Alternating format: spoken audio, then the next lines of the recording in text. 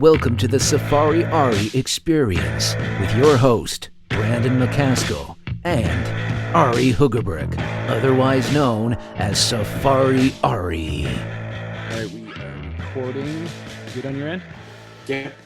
All right. Hey, guys, this is the Safari Arie Experience. This is the longer version of the Safari Arie Roadshow where we just kind of take our time with having a conversation, things that come across our minds, interesting things we like talking about, and just so that there's no real time constraint. So last week, you and I were talking about basically the like fear and Correct. Yes. how you navigate through that, and what's your thought process when it comes to that. And we didn't necessarily have time for that this part of the conversation last week, but what I wanted to kind of segue into from that is you talk about fear, and it kind of came from just this time of the year being Christmas. And I hear a lot of people all the time saying how not everybody has the what they call the joy of the holiday for different reasons, and a lot of the times it's because people feel lonely. And I think loneliness is something that you know a lot about. Oh, I don't expect you to get way too personal, but I know obviously you're by yourself for so long. Oh, wow. Yeah. Okay. You just, wow. Especially with Christmas, dude. Yeah. Okay. I had no idea you were going to go here, and you really put me on the spot on this one big time. Yeah. Not that I really mind, but it's just like, yeah, you put me on the spot big time just for the people watching. Yeah, this is, you got me. But you know good. what that usually means? Oh, man. You know what that usually means? When I've got you, that usually means that you have something very powerful to say. That's what Well, I don't know if it's that. That the only thing, that's the thing is I don't know if it's that. And it's like, you're like, well, yeah, but you don't have to go like too personal, but it's like, this, no, okay. Yeah. And well, the thing is there is actually no other way to go, but personal. And so you brought, okay, so I don't even know where to start. Because there's an aspect where it's actually a very loaded question for me, very loaded. Well, how about let's break it into talk about it in regards to just being alone on the road. I'm not talking about. Well, see, that's the thing is okay. So, I mean, I'm 47. Yeah. So that's the thing is the reality is when you bring loneliness into the picture, ultimately you have to bring into the conversation relationships. Yeah. So, the reality is, so I'm 47. I've actually only ever been in 2 relationships in my entire life. Right. Each one of them lasted about 2.5 years. So 5 years of my 47 years, I've been in some form of relationship. Yeah. And yeah, there's been, I mean, oh man. So there's been times where, yeah, like I guess I live a lonely lifestyle. Yeah. And I'm quite comfortable being alone in the sense of, that's the thing about this ride is one interesting aspect of it. There's just been so many hosting and meeting so many people. And actually it's been the best part of the ride is just interacting with other people. Yeah. That being said, like if I don't see anyone for 6 weeks, I'm quite content. I'm quite happy. I don't, you know what I mean? I don't really miss people. Yeah. That's the thing is yeah, I don't really, but I mean, there's been aspects of where I have been lonely kind of deal. Yeah. And really the only way to put it is it's like, and it was funny because I was trying to process that a bunch of years ago. And I mean, to make a long story short, basically I met the woman of my life and we were engaged. And then she broke it off. And then 4 months later, she married a complete stranger. So there was a point. So yeah, so it like, yeah, so it's like, there was a time where I experienced loneliness. Yeah. And then all this happened. And I guess all I can say is I'm no longer a lonely person. You know what I mean? It's like, it's kind of like, okay, I realized this about myself this happened, this came into my life, this most amazing experience. It was actually the happiest, say 2.5 years of my entire life. Right. And then it all fell apart.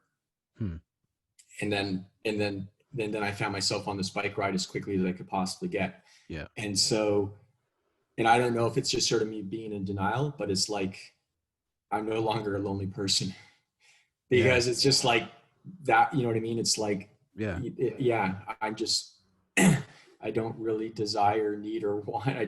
I'm a male, so I have certain desires, certain wants or whatever, but at the same time, I just sort of compartmentalize. Guys are good at that. It's like, okay, that's just what that is. But if I have to be, you know what I mean? So it's like, so I don't really experience loneliness on my ride.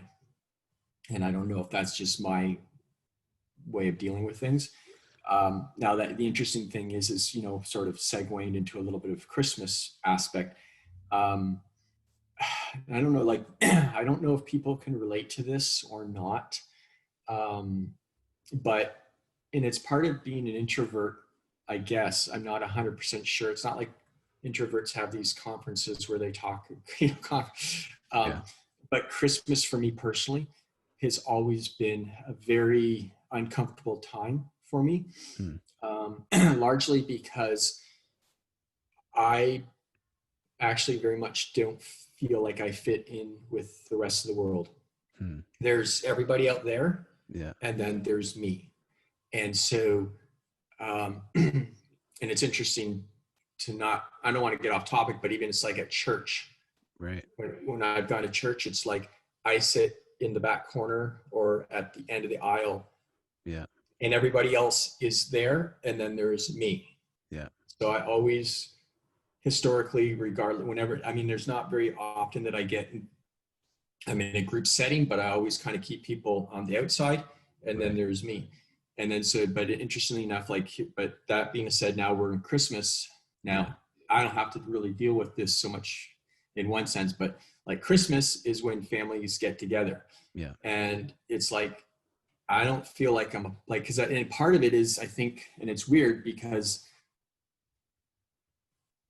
I don't know if part of it's just being single, because generally Christmas is family times. And so like all my brothers are married. Actually, in fact, I think in the grand scheme of things, just about everyone I kind of really know is actually married, and they've been married a long time.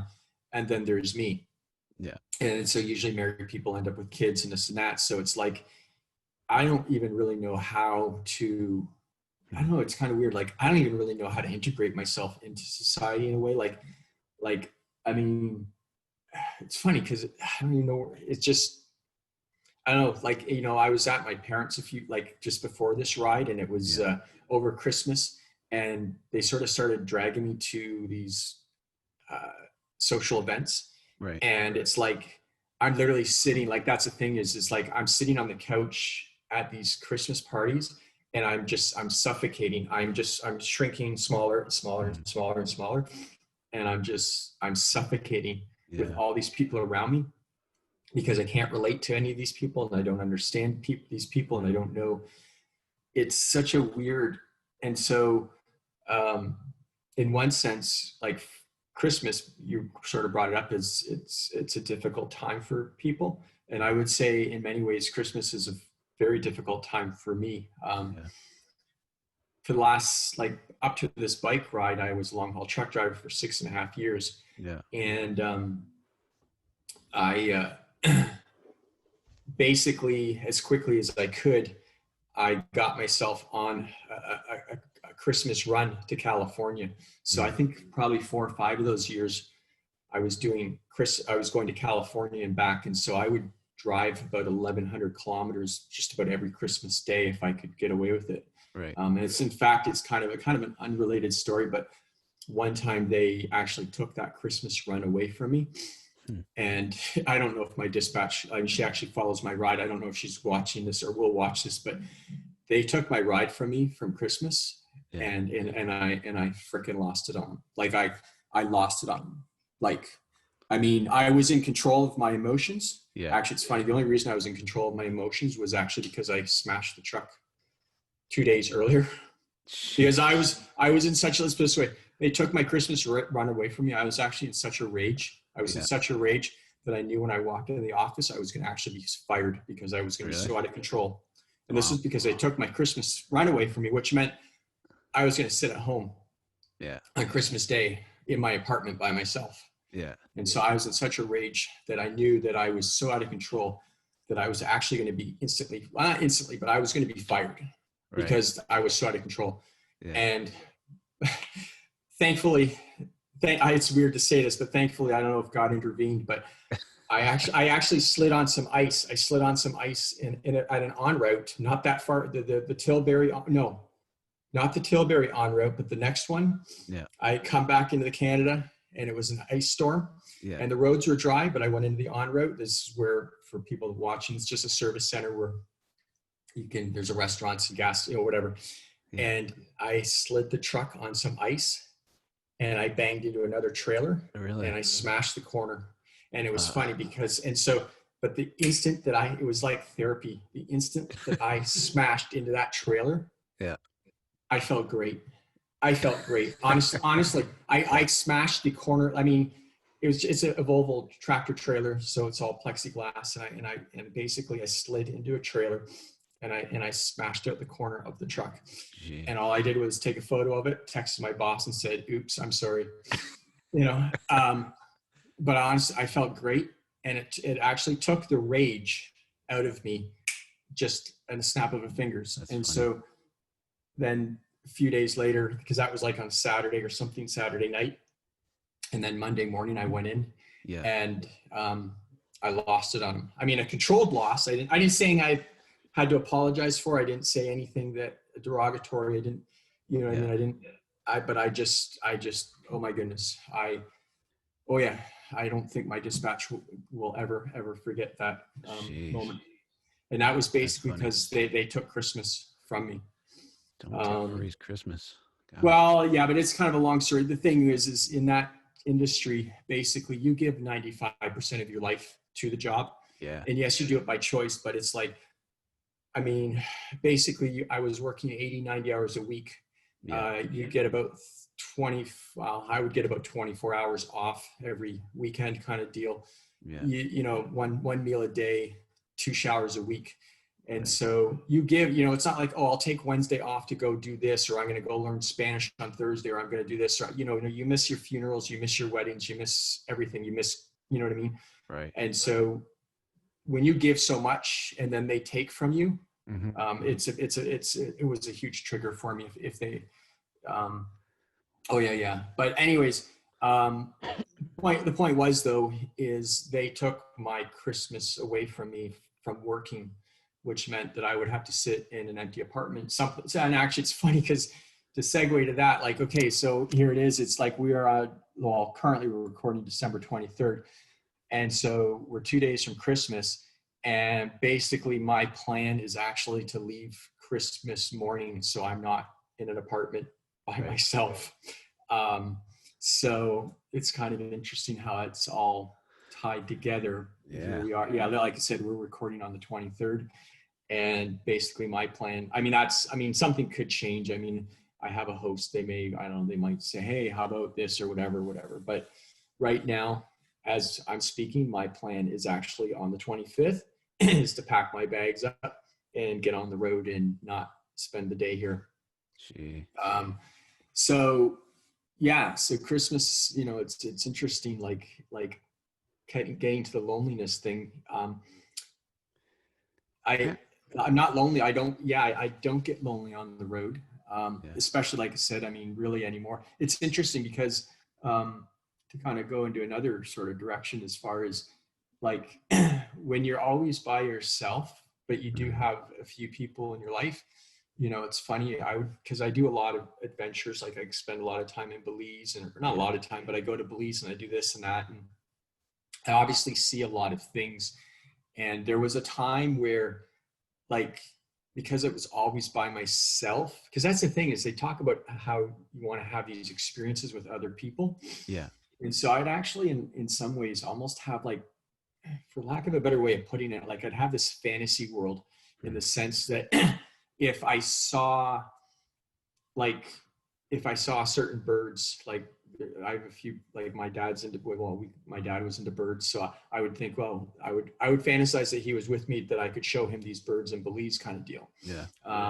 Or there's another kid that was in my life. His name was Steven, and he was into cars. Now I'm not into cars, but I'm on the road and there'd be Lamborghinis driving by or Ferraris. And I would imagine that he was there, that he could see those things. Yeah. But then, like I said, the thing is then when this happened in my life, where it was like I was engaged and no longer engaged, where it's like, now I'm no longer lonely. I don't really have that kind of that fantasy world where there's other people with me anymore. Yeah. So, yeah, I don't, yeah, I just. Yeah. Yeah. I want to explore your brain a little bit, like kind of going back to. Yeah. Well, there's a lot of back and forth. And at the same time, it's like, as you can sort of imagine basically what I've just sort of articulated, that's a pretty loaded, like, I mean, and I'm happy to, and I'm definitely happy to answer it, but it's just like, yeah, that's a loaded question. There's probably a lot of therapy that's required there. Well, like, no doubt there's so many people that feel what you feel. And I guess it's not exactly the same thing, but just with the lockdown restrictions going on, people not being able to see each other, and yes, people that are so used to being outgoing and seeing people all the time are now kind of forced to deal with themselves and with their direct family. So it's like, this is totally new territory for them.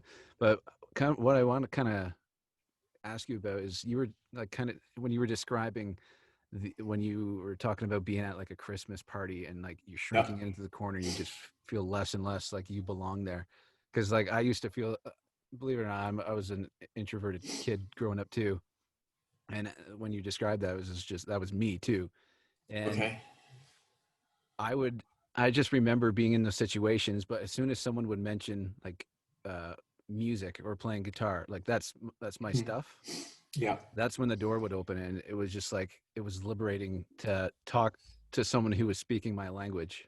Yeah. So you know what? It's okay. So that's interesting, because that's the thing so in combination of what you're talking about now, and also from an introverted perspective, like I'm great one-on-one. Right.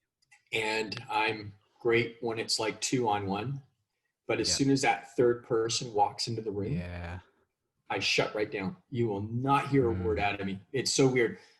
1-on-1, 2-on-1, great, no problem. I don't know what it is about that third person, but that third person walks into the room. Right. You will not hear a single word out of me, not a single word.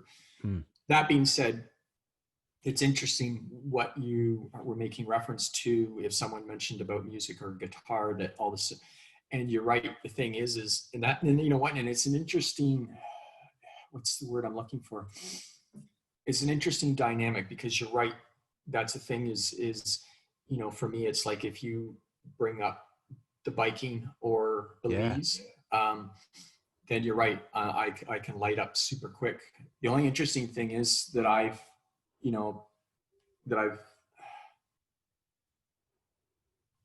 the thing is though, is it's interesting because there's like this selfishness there though. Okay. I don't know because the thing is it's like, basically what you're doing is you're kind of just sitting, waiting, hoping that they are going to say something that is about you, so you can take the floor. Yeah.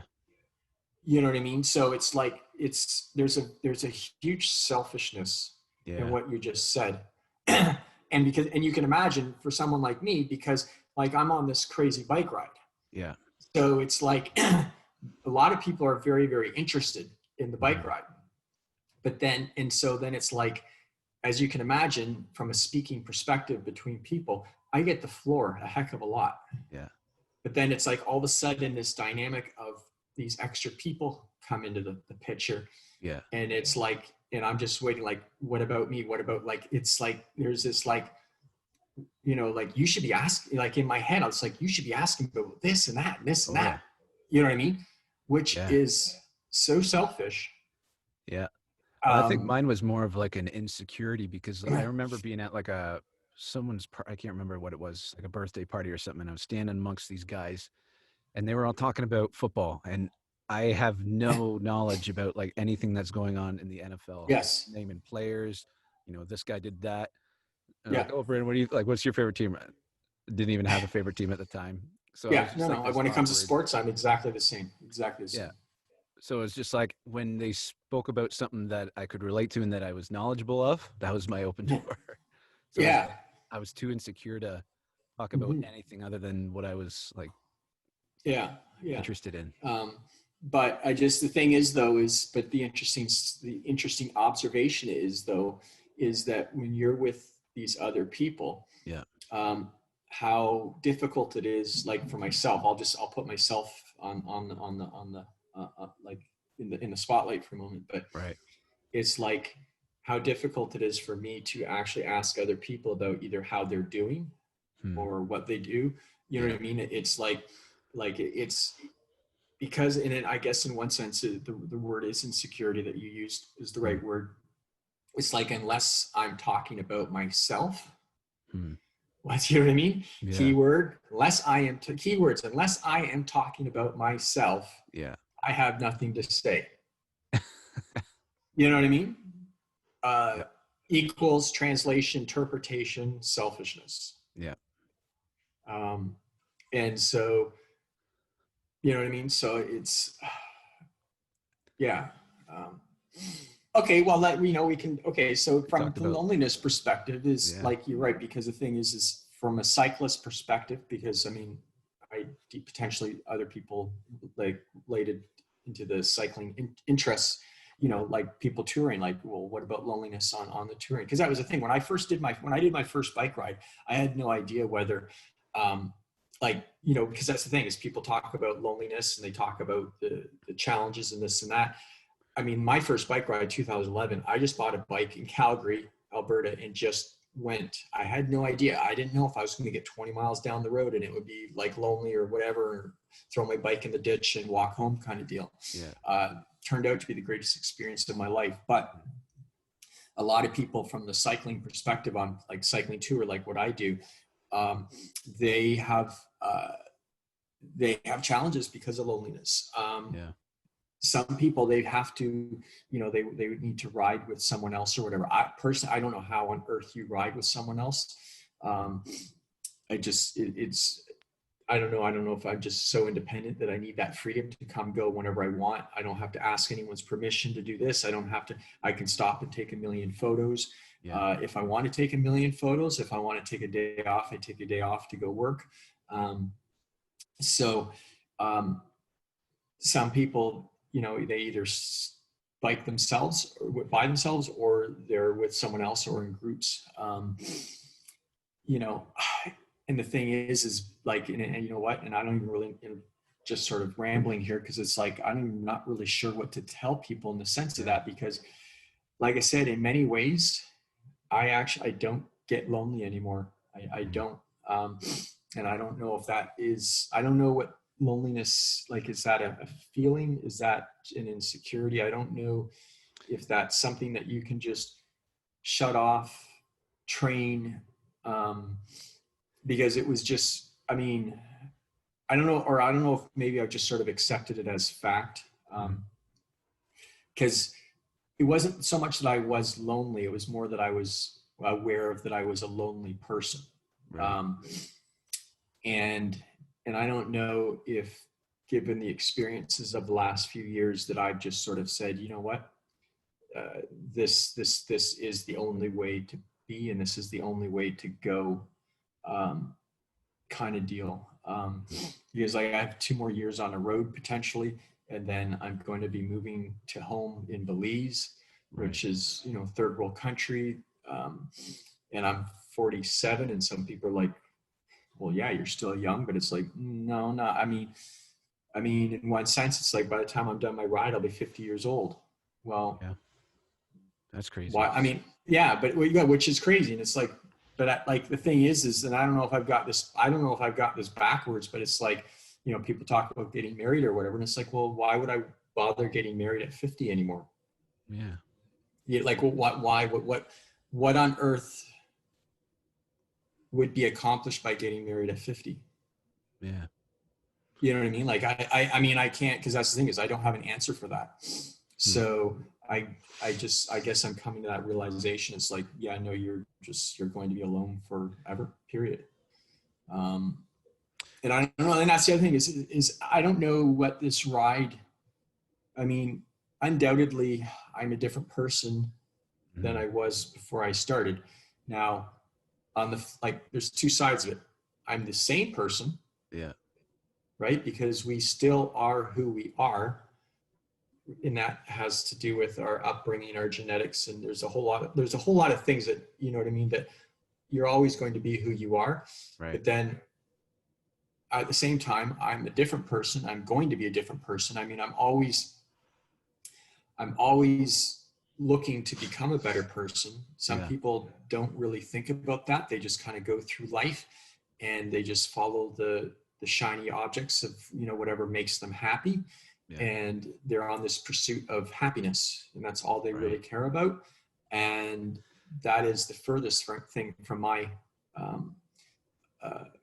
mind. Is I'm not actually, the pursuit of happiness serves absolutely no purpose in my life whatsoever. I have no interest, actually. It's kind of weird to say it, but it's like, in one sense, I have absolutely no interest in being happy at all. And I don't mean that in a negative way. It's just kind of realizing that, I mean, in one sense, I guess it's kind of like the goal that we should have, but it's just like, I guess I'm more interested in the pursuit of just being a better person overall.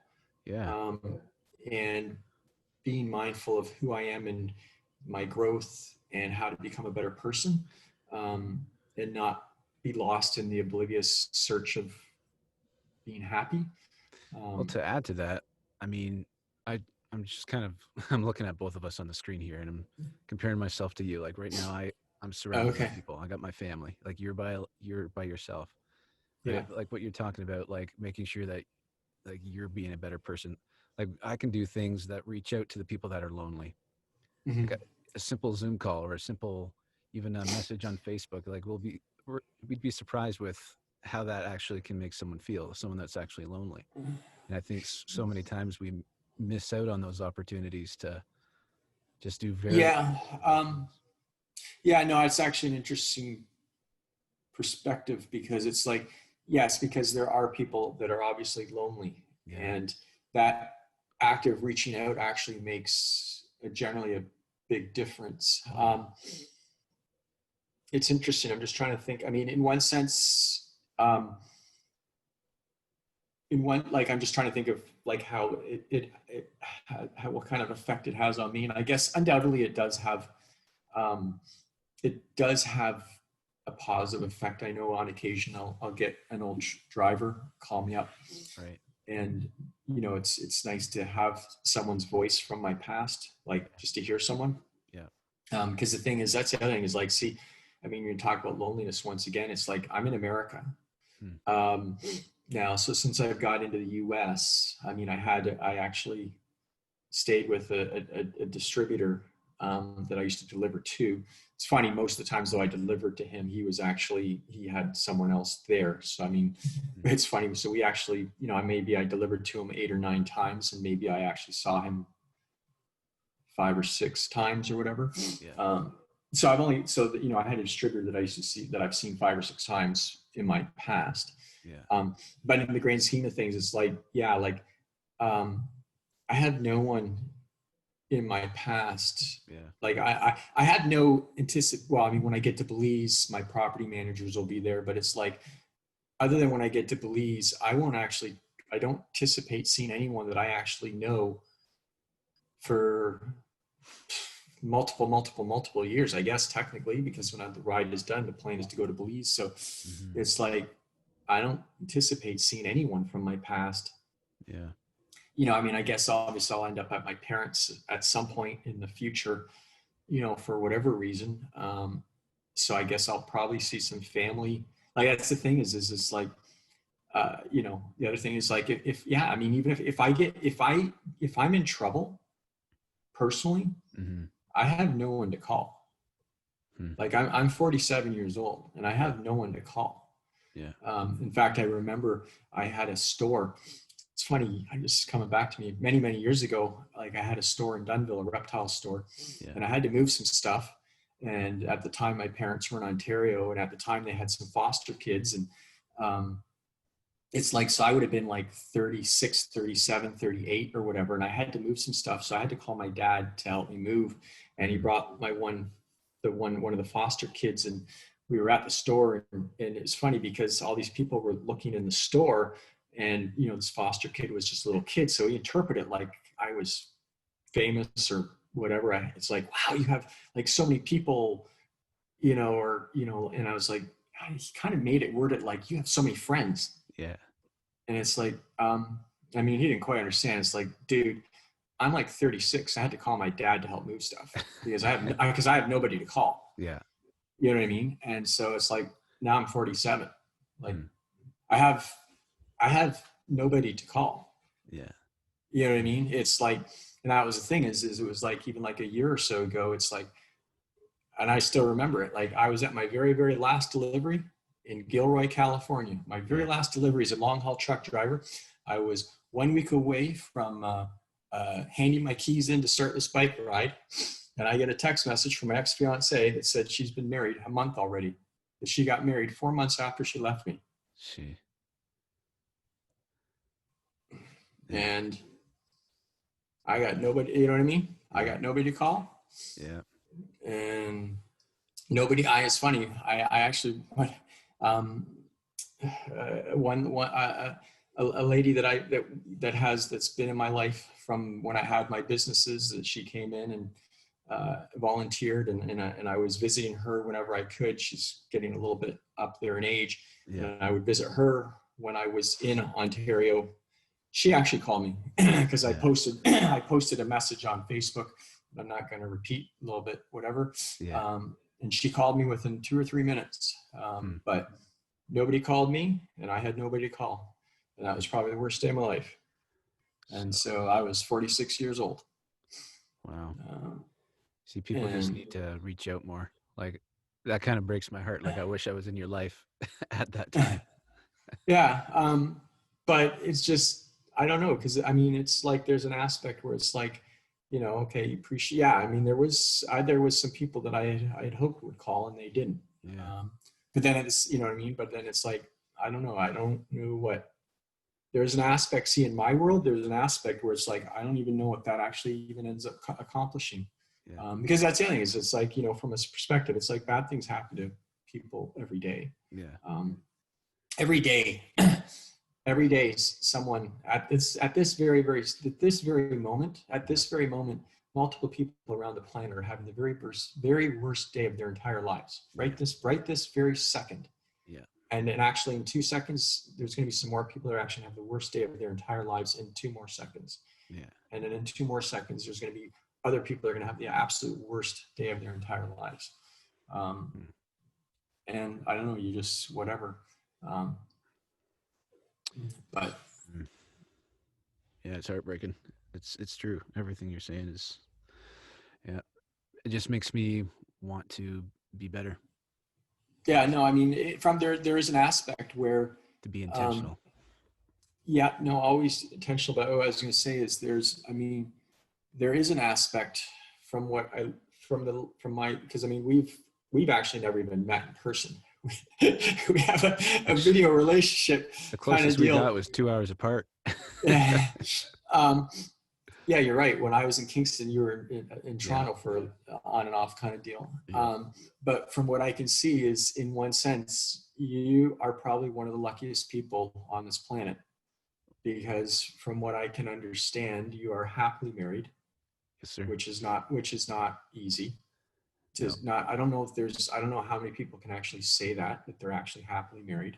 Mm-hmm. Yes, there are people, of course, but you're happily married. Yeah. And you have a family. Yeah. And you are pursuing a career of choice. You're not working 9 to 5 for somebody else. Yeah.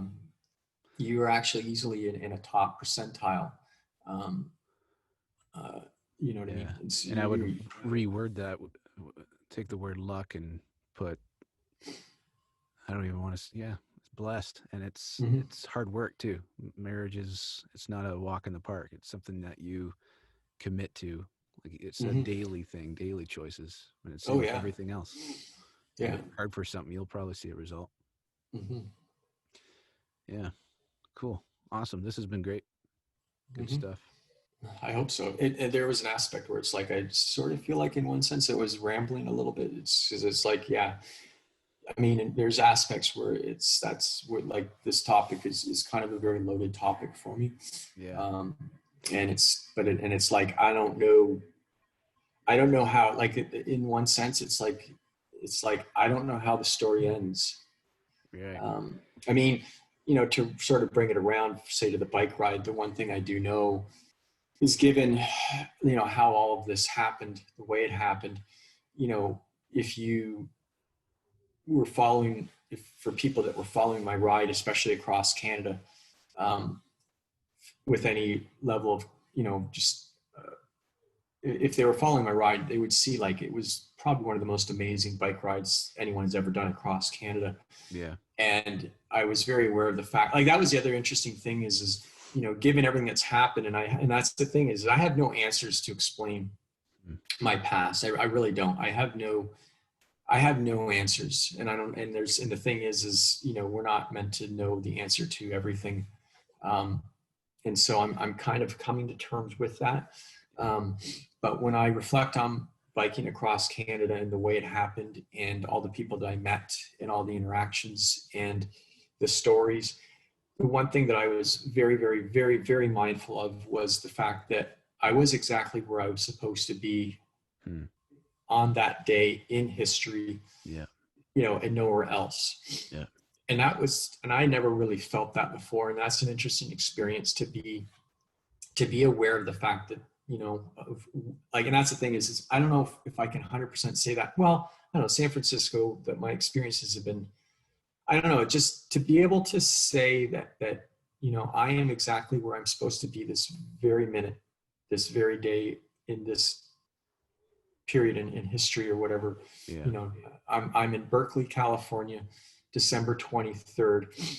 And if someone said, well, where should you be right now? And it's like, actually, I'm pretty sure I'm supposed to be right in this seat.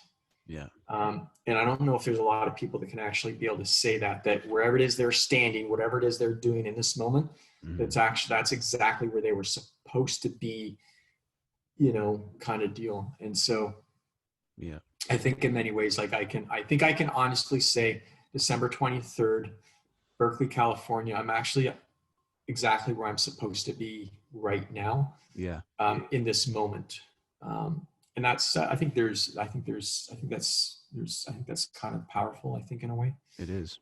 because I think a lot of people can't really say that. And I do, that's the thing, is I do feel confident, whatever the future is, whatever happens next year, 2 years, 3 years, 5 years, I don't know.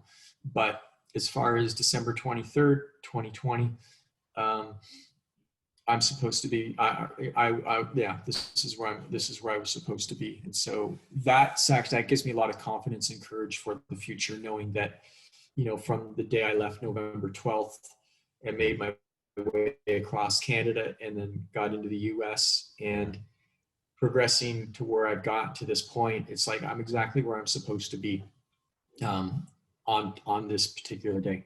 I feel confident about. That I feel confident in action. That gives me, in one sense, I mean, I guess in one sense, that probably gives me the greatest amount of courage, because yesterday we were talking about the fearfulness or whatever, being fearful and being on the road.